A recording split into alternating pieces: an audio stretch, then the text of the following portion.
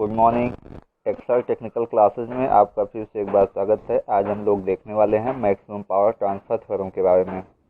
तो सबसे पहले आप लोग इसका स्टेटमेंट लिख लीजिए। मैक्सिमम पावर ट्रांसफ़र थ्योरम का हम बोल रहे हैं, देखिए, इस प्रमेय के अनुसार यदि स्रोत का इम्पीडेंस नियत हो, मतलब कांस्टेंट हो, और लोड की इम्पीडेंस बदलने की स्वतंत्रता हो, तो सोर्स से लोड को मैक्सिमम पावर उस दशा में ट्रांसफ़र होगी जब लोड का इम्पीडेंस सोर्स के इम्पीडेंस का कॉम्प्लेक्स कॉन्जुगेट के बराबर हो।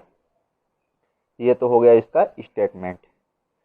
अब आते हैं इसके डेरिवेशन पे, देखते हैं कि इस थ्योरम का डेरिवेशन क्या होता है। तो ये है इसका फिगर, ये है वोल्टेज सोर्स, ये है सोर्स रेजिस्टेंस, ये है लोड रेजिस्टेंस। तो मैक्सिमम पावर ट्रांसफर थ्योरम में इसको प्रूफ करते हैं, और प्रूफ क्या करना है, लास्ट में क्या लेके आना है, सोर्स इम्पीडेंस लोड इम्पीडेंस के कॉम्प्लेक्स कॉन्जुगेट के क्या होना चाहिए, इक्वल, मतलब ये दोनों क्या होना चाहिए, आपस में इक्वल होना चाहिए। और डेरिवेशन करते हैं इसका। इस लूप में कौन सी करंट फ्लो हो रही है, आई। तो आई का मान निकालते हैं यहाँ से, देखो कैसे निकलता है आई का मान। तो आई बराबर हो जाएगा V/R, तो VS अपान RS प्लस RL। ये तो हो गया हमारा आई का मान। अब आगे क्या लिखना है आपको कि लोड में व्यय हुई शक्ति PL धारा के वर्ग एवं लोड के रेजिस्टेंस के गुणनफल के बराबर होगी। तब लिखेंगे PL पावर लॉस क्या हो जाएगा, I² RL, क्योंकि लोड में पावर लॉस होना है। तब यहाँ से आई का मान यहाँ है, उसको रखेंगे। तो आई का मान रखेंगे तो क्या हो जाएगा, VS अपान RS प्लस RL का होल स्क्वायर इंटू RL। यहाँ से ये हो जाएगा। आगे चलते हैं। अब देखो आगे क्या करना है, इसको ब्रैकेट खोल देते हैं हम। तो यहाँ से हो जाएगा VS² इंटू RL अपान RL प्लस RS का होल स्क्वायर। अब यहाँ आप लोग क्या लिखेंगे, RL के सापेक्ष अवकलन करने पर। तो RL के सापेक्ष अवकलन कर लेते हैं, तो क्या आ जाएगा यहाँ से, DPL upon DRL equal to VS² constant है, इसको यहीं बना देते हैं। अंश हर में कर लेते हैं। तो अंश हर का अवकलन कैसे होता है, अंश हर का अवकलन, तो इसका अवकलन करेंगे तो हो जाएगा कितना, 2 ब्रैकेट में RL प्लस RS और माइनस, अब हर इंटू अंश का अवकलन। तो हर क्या है, RL प्लस RS का होल स्क्वायर इंटू 1 और पान हर का स्क्वायर। तो RL प्लस RS का क्या हो जाएगा, होल पावर 4 हो जाएगा। यहाँ से आगे चलते हैं। अब एक चीज़ और यहाँ से देख लेते हैं हम लोग, पहले इसको हल कर लेते हैं। VS², यहाँ से RL प्लस RL कॉमन हो जाएगा और कट जाएगा। तो क्या बचेगा, यहाँ बचेगा 2RL minus RL minus RS पूरे का बटा RL प्लस RS की पावर 3 बचेगा यहाँ से। अब यहाँ से आप लोग एक चीज़ और लिखेंगे कि यदि मैक्सिमम पावर ट्रांसफ़र हो रही हो, तो मैक्सिमम मिनिमम पढ़े ही होंगे आप लोग मैथ में। तो मैक्सिमम पावर ट्रांसफ़र दशा में क्या होगा, यहाँ से तो लिखेंगे मैक्सिमम पावर ट्रांसफ़र की दशा में DPL अपान DRL का मान क्या होना चाहिए, 0 होना चाहिए। तो अगर हम 0 करेंगे तो इसके बराबर क्या हो जाएगा, VS² ब्रैकेट में यहाँ कट जाएगा, RL माइनस RS और बटे RL प्लस RS का होल क्यूब। अगर इसे तिरछा उठा कर ये भी 0 हो जाएगा, ये भी 0 हो जाएगा। क्या बचेगा, RL minus RS equal to 0। तो यहाँ से RL इक्वल टू क्या हो जाएगा, RS। मतलब लोड इम्पीडेंस सोर्स इम्पीडेंस के क्या हो गया, इक्वल हो गया। तो ये तो हमारा हो गया प्रूफ, डेरिवेशन हो गया। अभी देखिए मैक्सिमम पावर निकला नहीं है, अभी ये मैक्सिमम पावर के लिए कंडीशन है। अगर ये कंडीशन होगी तब मैक्सिमम पावर क्या होगा, अब हम यहाँ से निकाल लेते हैं। तो यहाँ देखते हैं PL का जो ये फार्मूला है, इसी फार्मूला पे हम इस मान को पुट करते हैं। तो यहाँ लिखते हैं ये फार्मूला,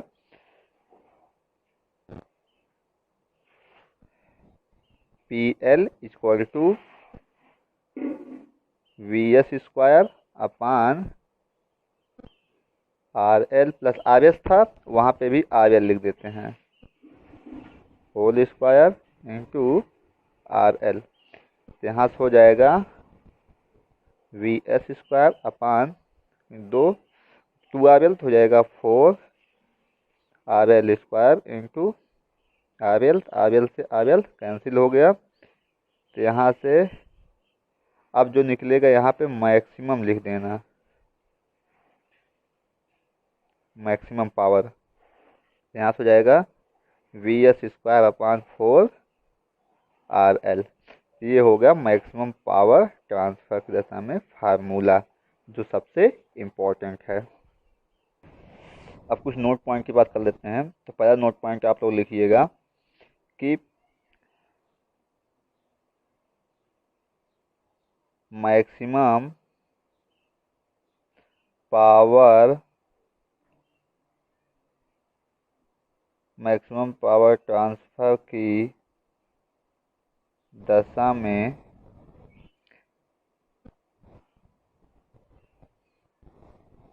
इफिशियंसी 50% होगी। ये इम्पोर्टेंट पॉइंट है। अब इफिशियंसी से जुड़े कुछ चीज़ों के बारे में हम डिस्कस कर लेते हैं।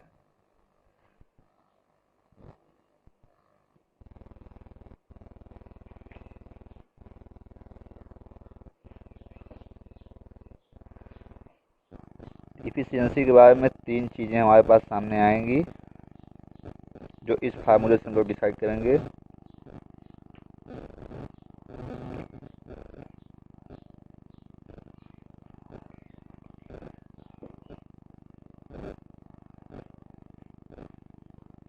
परसेंटेज इफिशियंसी से। तो पहला केस होगा यहाँ पे, तो यहाँ से हमारा पहला केस होगा इफ आर लोड बराबर क्या हो, आर सोर्स। अगर आर लोड आर सोर्स के बराबर होगा देन एफिशिएंसी इक्वल टू 50% होगी। अब दूसरे केस के बारे में बात करते हैं। If R load equal to infinite and R source equal to क्या हो, 0 हो, तो जो इफिशियंसी होगी वो 100% होगी। रख के फार्मूले देख सकते हैं आप लोग। तीसरा केस बनेगा इसमें, if R load equal to 0 and R source equal to infinite, तो इफिशियंसी जो होगी वो 0% होगी। तो ये थे मैक्सिमम पावर ट्रांसफर थ्योरम के लिए कुछ इंपॉर्टेंट पॉइंट। अब हम आते हैं न्यूमेरिकल पॉइंट पे। इस पे एक न्यूमेरिकल लेके इसको हल करते हैं, देखते हैं कैसे मैक्सिमम पावर ट्रांसफर थ्योरम से सवाल हल किए जाते हैं। ये है हमारा क्वेश्चन। क्वेश्चन क्या कह रहा है, find the maximum power in watt transfer from the source to the load for the circuit diagram given below. मतलब ये सर्किट दिया गया है, इसमें हमको क्या निकालना है, मैक्सिमम पावर निकालना है। कब कितना ट्रांसफर होगा मैक्सिमम पावर, वो भी वाट में। तो ये हमारा लोड रेजिस्टेंस दिया है, ये इतना पूरा सोर्स रेजिस्टेंस दिया है, ये वोल्टेज सोर्स दिया है। तो सबसे पहले इस तरह कोई भी सवाल आए, इसको अगर हल करना हो तो इसमें कुछ नहीं करना है। अगर आपको थेवेनिन थ्योरम पता है तो आप इसको हल कर सकते हैं बहुत ही आसानी से। देखिए इस तरह के सवाल में हमारा स्टेप फर्स्ट क्या होता है। स्टेप फर्स्ट में क्या करेंगे हम लोग, जो भी लोड रेजिस्टेंस दिया हो, यहाँ पे RL दे दिया है, मान लो कोई वैल्यू दे दे और उसके बाद कह दे ये लोड रेजिस्टेंस है, तो जो भी लोड रेजिस्टेंस दिया हो उसे हटा के उसे ओपन कर दो, उसके बाद सर्किट बना लो पहले। तो ये बन जाएगा हमारा सर्किट। हमने क्या किया, हमने जो RL था उसको ओपन कर दिया और AB नाम रख दिया। इतना तो आपको समझ में आया होगा। अभी तक मैंने कुछ किया नहीं, सिर्फ इसको हटा के ओपन कर दिया है।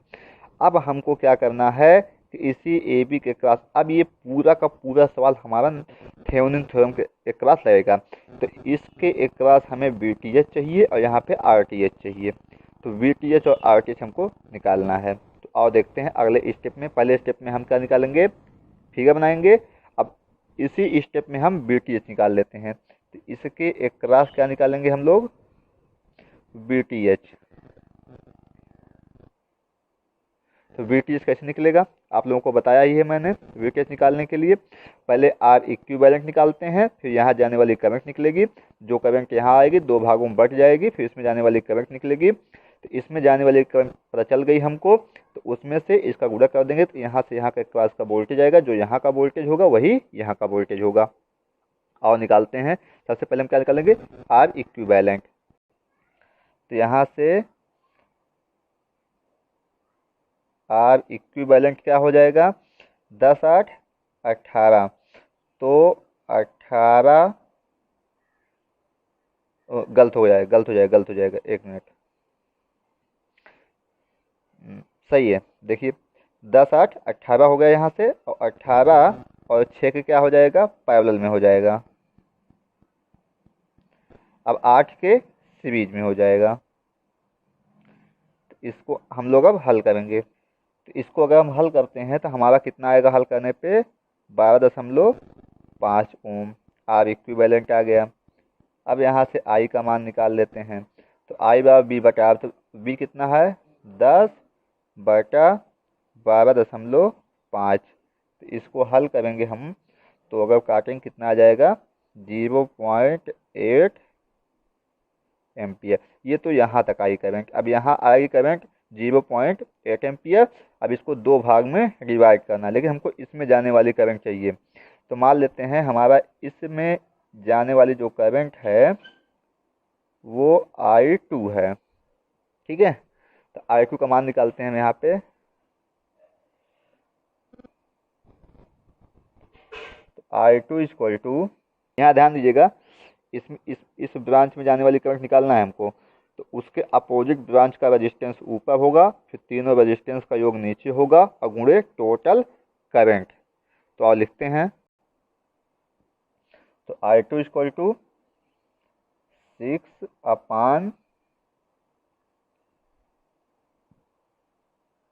6 + 8 + 10 और गुणे टोटल करंट कितनी है, 0.8। तो यहाँ से हल करेंगे तो कितना आ जाएगा ये, अगर इसको पूरा हल करेंगे तो हमारा करंट निकल के आएगा 0.2 एम्पियर। अब अगर 0.2 एम्पियर करंट आ गया, फिगर में देखते हैं, अगर इसमें जाने वाली करंट 0.2 आ गया, तो अगर इसमें से इसका गुणा कर दें तो इसके पास वोल्टेज मिल जाएगा, तो वही VTH होगा। तो VTH बराबर इसमें जाने वाली करंट मतलब I2 गुणे 8। तो यहाँ से हम लोग लिखेंगे VTH बराबर I2 गुणे 8। I2 कितना है, 0.2 गुणे 8 हो जाए कितना, 1.6 वोल्ट। ये VTH आ गया। अब आते हैं हम स्टेप नंबर 2 पे। स्टेप नंबर 2 में क्या निकालना है, थेवेनिन में RTH निकालना है। तो उसके लिए पहले फिगर ड्रा करेंगे। अब इस सवाल में हमको निकालना है RTH। देखो कैसे RTH निकलता है। तो RTH निकालने के लिए हमको देखना पड़ेगा, ये दोनों किस में है, पैरेलल में है। तो 8 ओम पैरेलल में है 6 ओम के, और प्लस ये 10 उसके सीरीज में हो जाएगा। और सीरीज में होने के बाद ये 8 ओम उसके पुनः पैरेलल में हो जाएगा। तो आओ इसको हम हल करते हैं। अगर इसको हम हल करेंगे तो ये कितना हो जाएगा, अगर इतने को हल करते हैं बस अभी, तो इसको हल करेंगे तो हो जाएगा 24/7 + 10 और पैरेलल में 8 के। फिर इसको हल करते हैं 70 94/7 पैरेलल में 8 के। अब इसको पुनः हल करेंगे तो 94/7 इंटू 8 अपान 94/7 प्लस 8। तो अगर इसको हल करेंगे अब तो आ जाएगा, इसको हल करेंगे तो आएगा 5.013 करके लगभग आएगा, या इसको हम लिख सकते हैं 5 ओम। मतलब हमारा RTH कितना आएगा, आएगा 5 ओम। अब आते हैं हम स्टेप नंबर 3 पे बात करते हैं। स्टेप नंबर 3 पे हमारा जो इक्विवेलेंट बनेगा प्लस माइनस, अब जो लोड हटाए हैं उसको ला के यहाँ पे जोड़ देंगे RL। ये था हमारा RTH जो हो जाएगा 5 ओम।